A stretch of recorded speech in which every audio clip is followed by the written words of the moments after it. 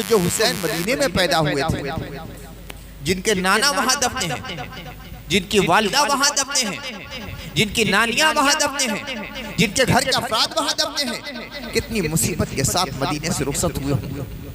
सोचो जरा, दिल पे हाथ रख के सोचो, जब रात की तन्हाई में रौज़ा रसूल पे वो हाजिर हुए होंगे और आखिरी सलाम पेश किया होगा तो क्या कैफियत रही होगी।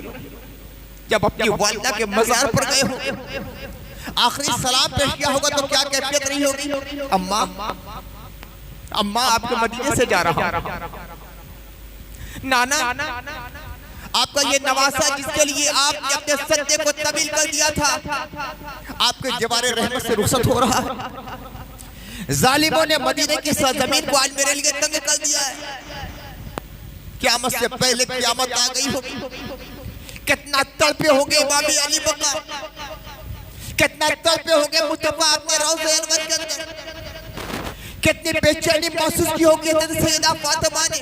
क्या आज मेरा हुसैन मेरे मदीने से जा रहा है, मेरा लाल मेरे मदीने से जा रहा है, मेरा लहते जिगर मेरे मदीने से जा रहा है।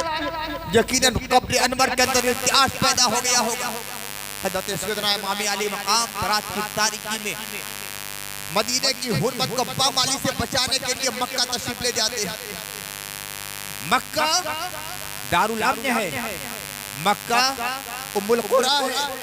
यहाँ जानवर का शिकार हराम है, परिंदे को मारना हराम है, घास उखेड़ना हराम है, दरख्त काटना हराम है, अरे जू मारना भी मना है। उस मक्के में हर जगह अमन का की बातें भारी चलती है। हज़रत सैयदना इमाम अली मकाम चले जाते हैं कि मक्के में तो हमें अमन से रहने दिया जाए, मगर वहाँ भी खबर मिलती है यजीद के ज़र खरीद गुलाम कत्ल करने के लिए रात दिन आपके पीछे पड़े हुए हैं कि तन्हाई मिले आपको शहीद कर दिया जाए। मक्के में भी चैन से रहने नहीं दिया इमाम अली मकाम को। उधर से कूफा के खतूत बराबर आ रहे हैं, वहाँ के रुअसा के खतूत, वहाँ के जिम्मेदारों के खतूत, वहाँ के सरदारों के खतूत, वहाँ के आबाद के खतूत, वहाँ के खवास के खतूत। ऐ इमाम अली मकाम आप कूफा आइए, हम आपकी इमामत को तस्लीम करते हैं, अपने आपको खलीफा मानते हैं और यजीद की खिलाफत को तस्लीम नहीं करते। एक तरफ से ये है मक्के में रहेंगे तो मक्के की हुर्मत को पामाल किया जाएगा, हमारे खून से मक्के की सरजमीन को लालाजार बनाया जाएगा। इमाम अली मकाम ये नहीं चाहते थे कि मक्के में खुद रहे किसी मुसलमान का। दूसरी तरफ कूफा के सरदारों के खतूत आ रहे हैं। हज का महीना, हज के अय्याम करीब आने वाले, जब जिलहिज्जा का महीना आता है पूरी दुनिया के मुसलमान जो साहिब इस्तात मुसलमान खींच कर मक्का मुअज़्ज़मा जाते हैं। हज की फजीलत और सादत हमें हासिल हो जाए। क्या अमेरिका, क्या अफ्रीका, क्या यूरोप के एशिया, जिसको अल्लाह ताला तौफीक आज़ानी फरमाता है, अपने घर को छोड़ता है, अपने ख़ानदान को छोड़ता है, अज़ीज़ अक़रबा को छोड़ता है, मकान को छोड़ता है, कारोबार को छोड़ता है, दुकान को छोड़ता है, अल्लाह की जानिब लो रखती है और काबा का तस्वीर बसा के अपने घर से निकल जाता है और मक्का मुअज़्ज़मा की तरफ आदि में सफ़र हो जाता है। ज़िलहिज्जा का महीना आया है, हज के लिए पूरी दुनिया से लोग आ रहे हैं मक्का मुअज़्ज़मा में, मगर इमाम अली मकाम की मज़लूमियत देखिए। उसी ज़िलहिज्जा के महीने में इमाम अली मकाम मक्के से वापस जा रहे हैं करबला, कूफा जाने के लिए निकल जाते हैं। माहौल ये है कि हज का जब इत्तिहाद कसीर होगा, जब भीड़ भाड़ होगी तो उसी में इमाम अली मकाम को शहीद कर दिया जाएगा। इमाम अली मकाम ने इसको गवारा नहीं किया कि मक्के की सरजमीन को खून से पामाल किया जाए, उसकी हुर्मत को पामाल किया जाए। कितनी मुसीबत, कितनी परेशानी, कितनी कुल्फत, कितना कर्ब, कितने गम का माहौल, ये सब इमाम अली मकाम के सामने आया। इमाम अली मकाम कूफे के लिए आदमी में सफ़र होते हैं और फिर ये पोजीशन हो जाती है करबला की तरफ आप रुख को मोड़ लिया जाता है। करबला में आते हैं, मसाइब का सिलसिला शुरू होता है। आज मुहर्रम की 8 तारीख है, 7 तारीख से पानी बंद। इधर यजीदियों के खेमे लगे हुए हजारों हजार लश्करी, इधर 100 से ज्यादा कुछ अफराद इमाम अली मकाम का खेमा लगा दिया गया। सामने दरियाए फुरात, आर्डर आता है हुसैन और हुसैनियों को एक कतरा पानी ना दिया जाए। दरिया से सब पानी पी रहे हैं। मुनकिरीने खुदा पानी पिए, काफिर पानी पिए, मुश्रिक पानी पिए, मुल्हिद पानी पिए, कुत्ते और खिंजीर तक पानी पिए, मगर जो साक़ी कौसर का नवासा एक कतरा पानी ना पी जाता। कितने मज़ाहिर किए गए हैं आले रसूल पर और हर जमाने में जुल्म होता रहा। अभी अल्लाह के नबी सल्लल्लाहु अलैहि वसल्लम को गुजरे हुए 50 साल हुए हैं। सन 60 हिजरी का वाक़या है। अल्लाह के नबी को गुजरे हुए 50 साल, आधी सदी हुई है, निस्फ सदी, और आले रसूल के साथ क्या मामला किया गया। ये साक़ी कौसर, जब तिश्तगी का माहौल होगा, प्यास से ज़बानें चटकती होगी मैदान महशर में, तो वो हमारे आका होंगे जो कौसर के जाम देंगे। ये अली है, ये फातिमा है, ये हसन है, ये हुसैन है, ये सब साक़ी कौसर है। उसी साक़ी कौसर के नवासे इमाम अली मकाम, उनके आबानो अंसार, उनके साथियों, उनके घर के अफराद के लिए पानी बंद कर दिया गया। 7 तारीख होती है, पानी नहीं आया। 8 तारीख हुई, पानी नहीं आया। 9 तारीख हुई, पानी नहीं आया। और फिर ये कैफियत होती है कि एक कतरा पानी पूरे खैमे में नहीं है। प्यास से बिलख रहे हैं छोटे छोटे बच्चे। बड़ों ने तो किसी तरह बर्दाश्त कर लिया। खाना नहीं है, पानी नहीं। मिनल खौफ वजू, हम भूख के जरिए आजमाएंगे। सैयदना इमाम अली मकाम अल्लाह के नबी के चहेते थे, अल्लाह के प्यारे थे, अल्लाह के रसूल के प्यारे थे। फिर अल्लाह ताला ने अपने प्यारे के प्यारे पर और अपने प्यारे पर इतनी मुसीबतें क्यों नाज़िल फरमाई। ये सारी दुनिया के लिए एक रोल मॉडल बनना था उन्हें, कि क़यामत तक के मुसलमानों के लिए जब भी मुसीबतें आएंगी तो उनके लिए एक नमूना होना चाहिए कि जब भूख का माहौल पैदा कर दिया जाए, जब खौफ और दहशत का माहौल पैदा कर दिया जाए, जब जान जाने का खसारा का मंदा सामने हो, तो ऐसे आलम में क्या किया जाए। ऐ लोगों, करबला को देख लेना, नबी के नवासे के साथ ये सारी मुसीबतें आई हैं, उन्होंने कौन सी राह इख्तियार की। क्या बातिल के सामने सर झुका लिया? क्या फांसी की बैत कबूल कर ली? क्या खैर के दामन को अपने हाथ से छोड़ दिया? क्या नबी की शरीयत को पामाल होने दिया?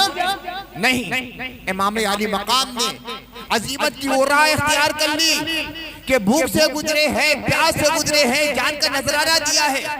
सारे साथी शहीद कर दिए गए। हबीब मुजाहिद जैसा बूढ़ा भी शहीद हो गया। अली असगर सा 6 माह का बच्चा भी शहीद हो गया। अली अकबर का जवान बेटा भी शहीद हो गया। कासिम का भतीजा भी शहीद हो गया, और मोहम्मद जैसे भांजे भी शहीद हो गए। और आखिर में सैयदना इमाम अली मकाम ने अपनी जान का नजराना भी पेश कर दिया, मगर बातिल के सामने कभी सर नहीं झुकाया, सरेंडर नहीं।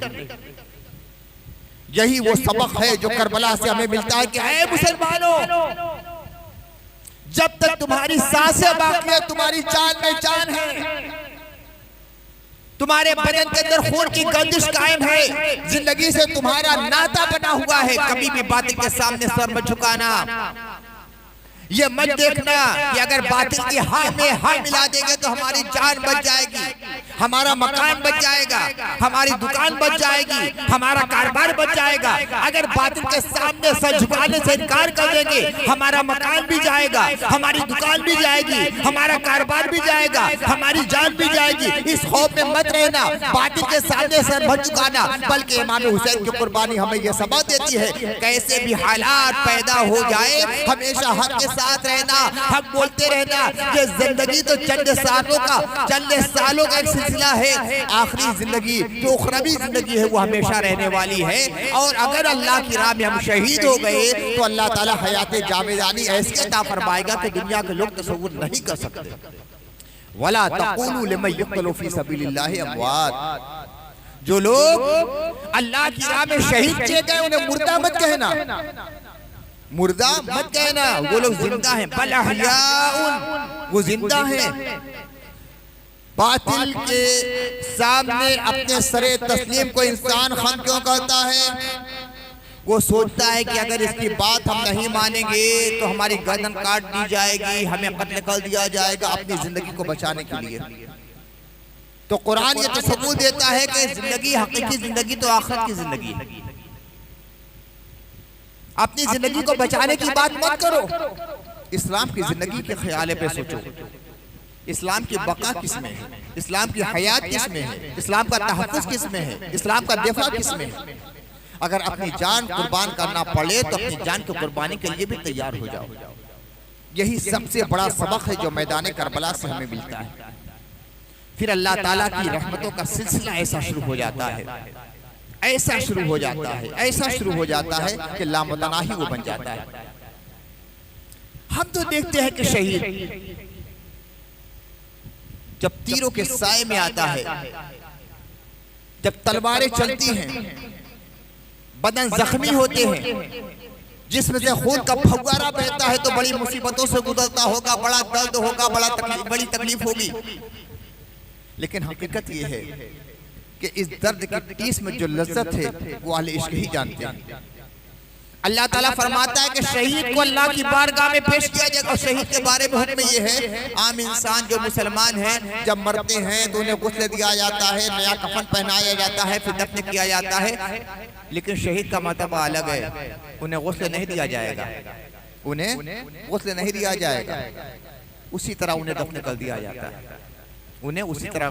और अल्लाह ताला ने के रसूल ने फरमाया है कि जब क़यामत के दिन शहीद लाया जाएगा तो जिस पोजीशन में उसे शहीद किया गया है उसी तरह अल्लाह की बारगाह में आएगा और अर्श इलाही के सामने हाथ उठाकर इस्तिग़ासा करेगा, या अल्लाह ये मैं हूँ तेरी राह में शहीद होने वाला, या अल्लाह फलां ने मुझे शहीद किया है, उसका मुकद्दमा तेरी बारगाह में पेश कर रहा हूँ और उसका फैसला किया जाए।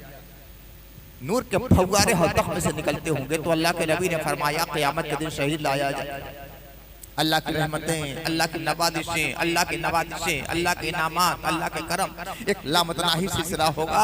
अल्लाह फरमाएगा शहीद बोल तेरी क्या आरज़ू और तमन्ना है, या तेरी तमन्ना पूरी कर दी जाए। हम तो समझते बड़ी मुसीबत में थे शहीद, उन औकात को याद करना नहीं चाहेंगे, मगर मालूम है जवाब क्या होगा शहीद का। शहीद अल्लाह की बारगाह में क्या तमन्ना करेंगे, क्या आदू करेंगे। ये नहीं कि अल्लाह जन्नत दे दे, जन्नत के महल्लात दे दे, जन्नत की फिजाएं दे दे, जन्नत की हवाएं दे दे, जन्नत की आबो हवा दे दे, जन्नत के नवाज़िशें मेरे दामन में डाल लीजिए, नहीं कहेंगे। शहीद कहेंगे या अल्लाह मेरी एक तमन्ना है, मुझे दुनिया में भेज,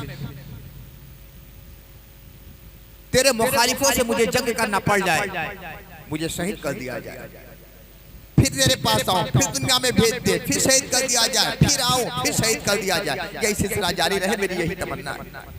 इसलिए कि शहादत के वक्त जो कैफियत होती है शहीद की, उसको बयान नहीं किया जा सकता। बल्कि ये समझिए कि आज मादी हिजाबात जो हमारी निगाहों के सामने पड़े हैं, वो सारी मादी हिजाबात निगाहों के सामने से हटा दिए जाते हैं। नादीदा हक़ाइक़ शहीद को नजर आने लगते हैं।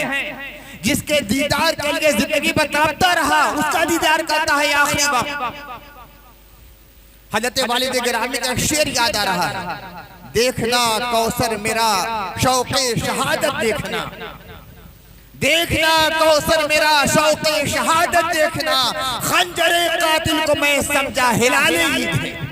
जैसे ईद का हिलाल होता है ना, तो जब कातिल के खंजर को देखता हूं तो लगता है कि आज हिलाले ईद नमूदार हो गया है, तो खुशी का चश्मा फूट पड़ता है। ये है शहीद इश्क का मकाम। तो इमाम अली मकाम की शहादत से हमें सबक मिलता है कि ऐ मुसलमानों, ऐ हुसैनी होने के दावेदारों, कितनी मुसीबत आ जाए, खौफ का माहौल पैदा हो जाए, मगर इस्लाम की राह से मत हटना। ये नहीं कि कहा जाए कि फला नारा लगाओ तो लगाने लगे कि नहीं लगाएंगे तो हमारी जान चली जाएगी। आज माहौल पैदा हो गया हिंदुस्तान में, ये कहो वरना मार डालेंगे, मार डालो हम नहीं कहेंगे। ये है बेशय मिनल खौफ, खौफ का माहौल में भी हक पे कायम रहना। जान का नुकसान होगा, माल का नुकसान होगा, भूख का दौर आएगा, प्यास का दौर आएगा, सारी आजमाइशों से तुम्हारी गुजारे जाएगा, लेकिन तमाम आजमाइशों के लिए तैयार रहना, हद से सरे मुंह इनहराफ ना करना। अल्लाह फरमाता है अलिफ लाम मीम अहसिबन नासु अय्युतरकू अय्यक़ूलू आमन्ना व हुम ला युफ्तनून वलक़द फ़तन्नल लज़ीना मिन क़ब्लिहिम फला यअलमन्नल्लाहु लज़ीना सदक़ू व ला यअलमल काज़िबीन। अलिफ लाम मीम। क्या लोगों ने ये गुमान कर रखा है कि कहें आमन्ना हम मुसलमान हैं या मोमिन हैं, वहुम ला युफ्तनून उन्हें आजमाया नहीं जाएगा? क्या तुम्हारा यह ख्याल है? तुम्हारे जहन में यह गलतफहमी हो गई कि हम ईमान वाले कह देंगे आजमाया नहीं जाएगा? अहसिबन नासु अय्युतरकू अय्यक़ूलू आमन्ना वहुम ला युफ्तनून। क्या लोगों ने यह गुमान रख लिया है कि वो कहेंगे कि हम ये कह देंगे हम ईमान लाए हैं, उन्हें छोड़ दिया जाएगा, आजमाया नहीं जाएगा? वलक़द फ़तन्नल लज़ीना मिन क़ब्लिहिम, इससे पहले के लोगों को भी हमने आजमाया है। और अल्लाह ताला वाशगाह फरमा देगा कि कौन अपने ईमान में सच्चा है और कौन अपने ईमान के दावे में झूठा है। आजमाइश के लिए तैयार रहो, इम्तिहान की गुज़रगाह से गुजरने के लिए तैयार रहो और अपने आमाल के जरिए, अपने अहवाल के जरिए, अपने पैगाम के जरिए, अपने अक़वाल के जरिए साबित कर दो कि हम सच्चे हुसैनी हैं। बड़ा से बड़ा नुकसान हो जाएगा मगर हुसैनी राह से हमारा कदम बढ़ने नहीं पाएगा। इम्तिहान के लिए तैयार रहिएगा। हिंदुस्तान में माहौल बहुत ना खराब हो रहे हैं, हमारी आजमाइशों का दौर शुरू हो गया है। हमेशा करबला को अपनी निगाह के सामने रहना, हमेशा करबला को अपनी निगाह के सामने रखना। मोमिनों के लिए वहां से एनर्जी मिलती है, ताकत मिलती है, तवानाई मिलती है और तक़वियत मिलती है, शुजाअत का जज्बा मिलता है, हौसला मिलता है, वलवला मिलता है और पैगाम ज़िंदगी मिलता है। वाखिर दावाना अल्हम्दुलिल्लाहि रब्बिल आलमीन।